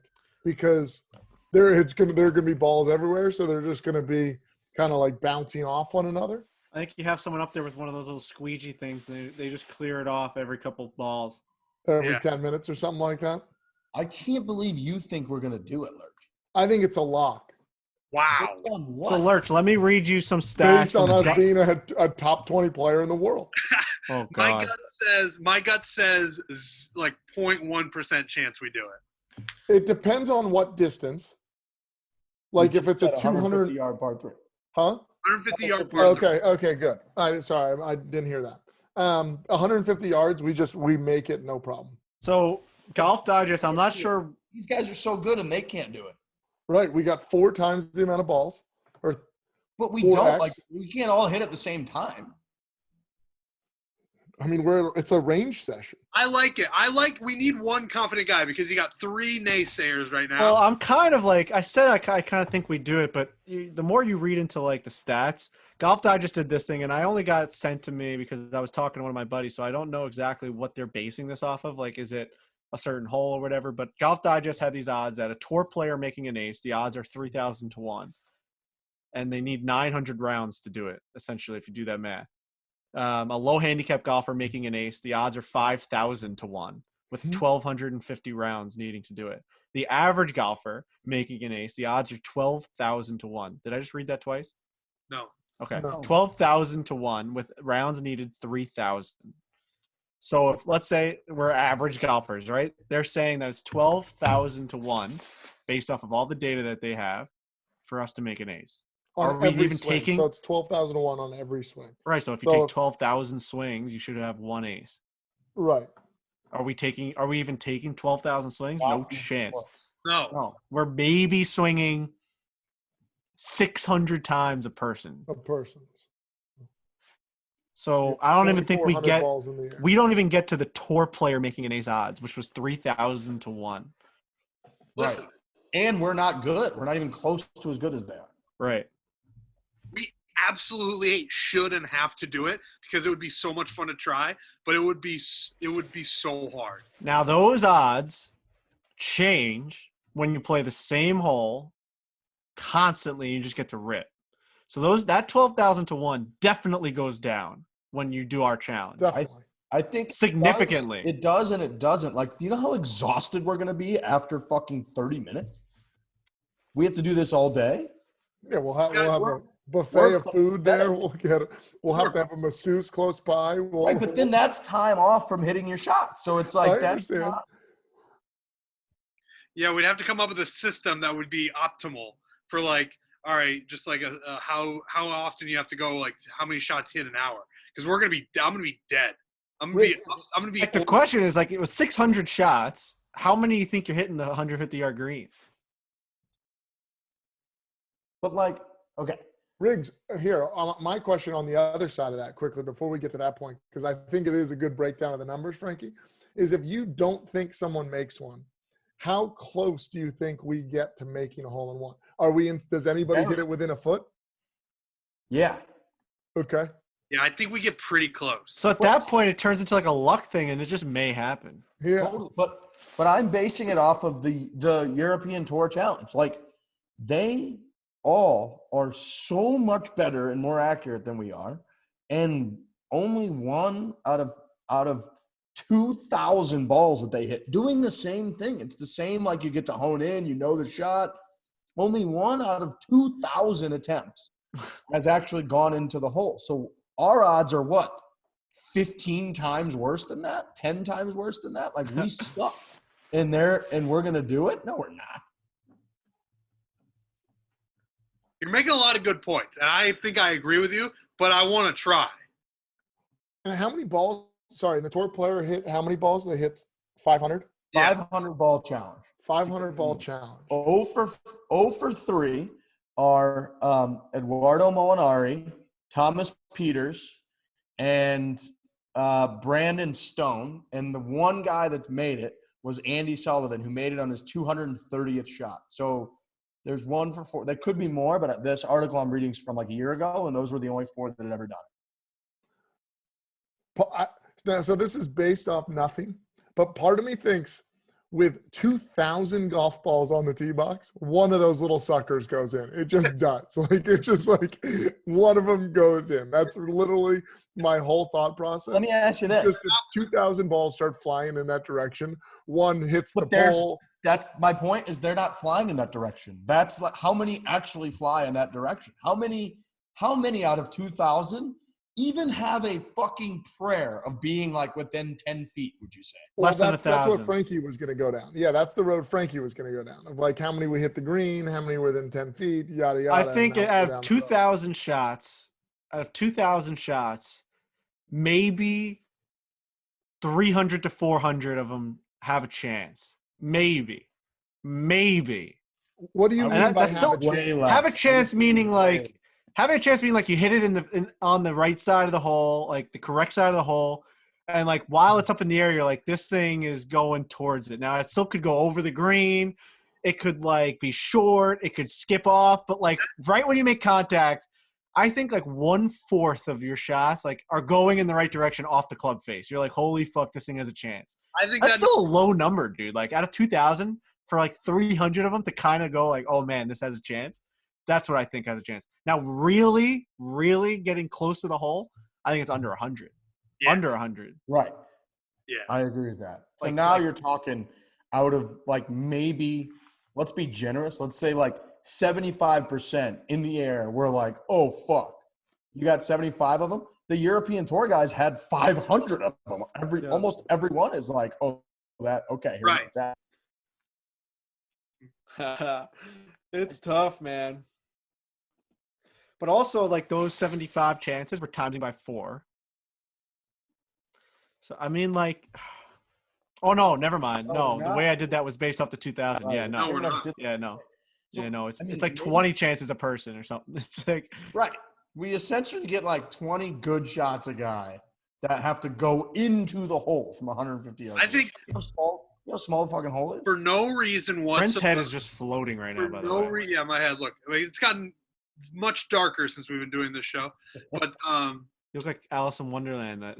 That's the cat that smokes the what's that? What's that air?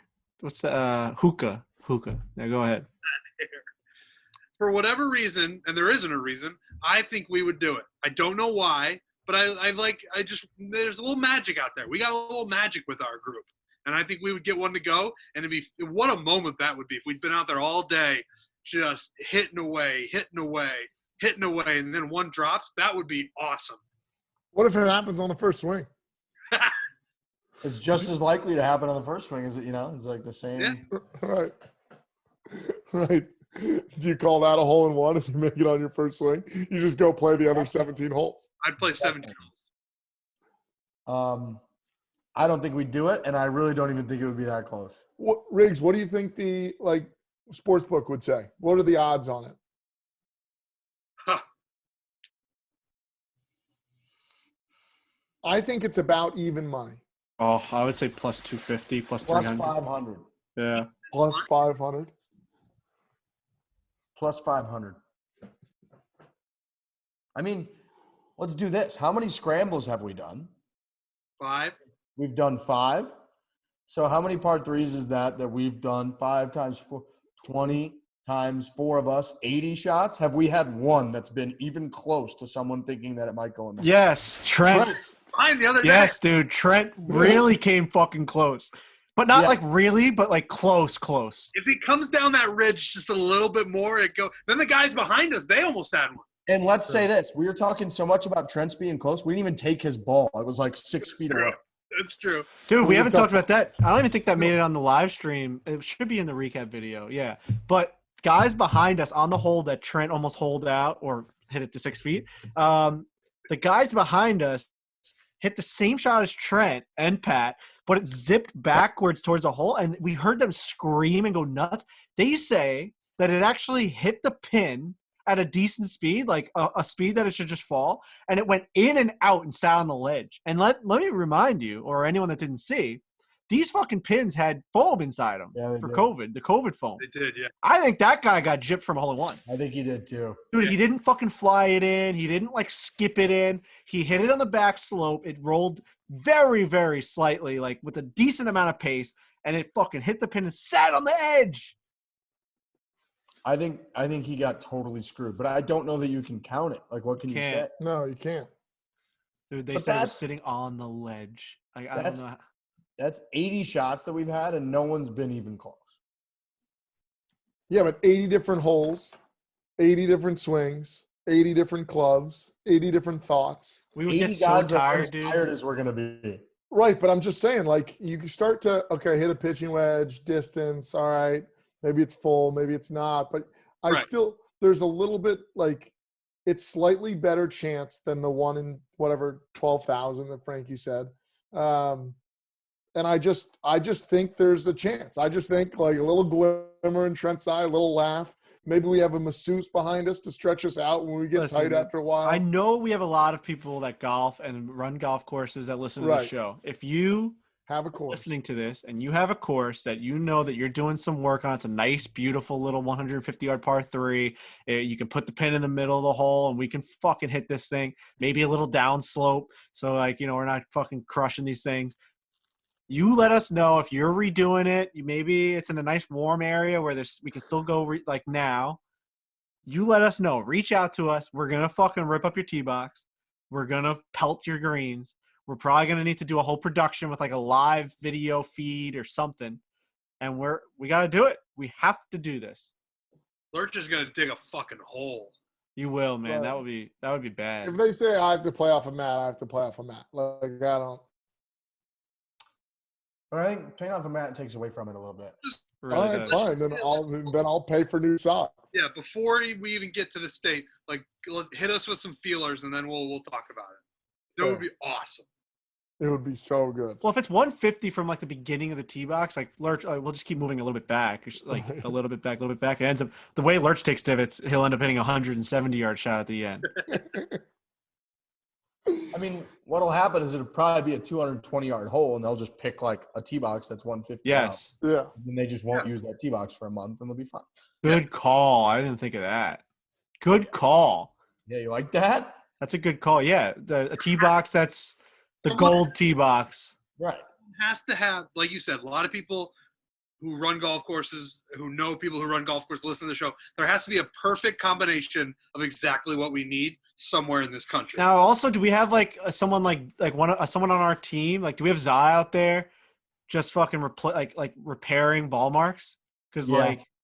Because also like not just for the green. Like I'm hoping they would end up like stripping the green or something. They have like a project this course, but it's gonna affect the way the ball rolls to the hole. You have a ton of fucking little mounds, and imagine watching one on the 1200th ball roll to the pin, and it just like bumps to the left, and we're like, wow, it was going in. Or what if you like damage the hole on the first swing? Like you fucking fly it right in and it fucking explodes it. Makes it bigger. True. I think we're going to find a course that's up for this. I think that we're going to have to get All Business Pete with like a truck, and we're going to have to do it live and get a whole thing, a sponsor, a fucking masseuse, and we make it a day. And do we do it? Probably not. But if we do, it's the best day of all time. We go absolutely crazy. I cry. I cry. Frankie cry. cries. I think depending on when it happens, we all might cry. Dude, we're gonna be so miserable too after a few hours of this that when somebody makes it, it'll be like when you guys were on the live stream. Like my we'll God. hug you and clench you and thank you forever for getting us off. Now, do you do you count that as a hole in one? No. No. Unless it's so your much more swing. impressive. It'd be a hole in fucking 280. Right. Yeah, but you're fucking so tired. It'd be so great. It'd be so much fun. Well, it'd be fun for a few hours, and then it'd be torture. But All right, we're doing it. Well, I think with a sandwich platter back there, I don't think it sounds that bad. You know? Dude, our shoulders, our arms, our backs, Oh, it's gonna be the We will next day is be- gonna be awful. we will be Also- destroyed. It's also just mental insanity. Like you're trying the same swing over. You're gonna get mad at your swing. You're gonna get mad at the green. You're gonna get mad at your results. You're gonna get mad at like the ball just not rolling a little to the right, and like otherwise that could have ended the whole. Like you're just gonna get mad that you can't do it. Do you end up like switching your club, you think? Like let's say it's Definitely. 150. I start off with a 9-iron. Do I end up switching to like an 8-iron punch shot? Do I At end the up, end of the day, you might be hitting a soft 5-iron. yeah, who knows? You Right? know, you might just be trying Blinded to, five. right. whatever gets the job done. There's a lot of people that just perked up at golf courses that know exactly of the right hole, the right course, but don't send us courses that like you think. I want you to be a superintendent that you have the right to say, yes, this is happening. I know when it can happen, blah, blah, blah. Send it to us. Let us pick the right fucking partner with it, and we will do it. We are going to do this. Give them a subject line to put in it, so it'll be easy to find. What should we? 4-play hole-in-one challenge. Okay. Let me just make it easier to sift through because I feel like we're getting a lot of submissions. All right, boys. I don't think we're gonna do it, but in order for us to do it, I have to think that we will do it. So I think we're gonna do it. There you go. Same. I don't No really think- question we do it. You have too much action on your swing. I don't know. Yeah, you have too much action, Lurch. It's going to be those balls turn, they fly, they sizzle. I just can't see one softly falling in a hole. Well, I mean, yeah, I mean, I move the ball a lot, usually a lot from right to left. So I'd have to somehow hit a straight ball in there or just cut down on the draw. But it happens. I mean, Pat Perez, I stuffed that thing Yes. in there. Right, you're did. gonna get a lot of chances at it, so you're gonna figure it out. I mean, Wow. it's not a horrible swing. No, it's a good swing. What if All your right. back just gives out? What if your back just explodes on like? We just lose them. Well, then I'm done. I'm on the masseuse table until I can swing again. Masseuse table is a given. And I think there was a masseuse table at the Barstool Classic Championship last year. Oh, dude, we might need we might need a chopper nearby just in case we have to evac somebody out of there due to fatigue. All right. We're gonna try this, and I hope that we do it. We're done for the day. We'll be back on Thursday. We're doing 2 a week forever. So, I mean, at least 2 a week forever. So, stay tuned. We'll be back on Thursday. Hit hard. Hit hard. Hard.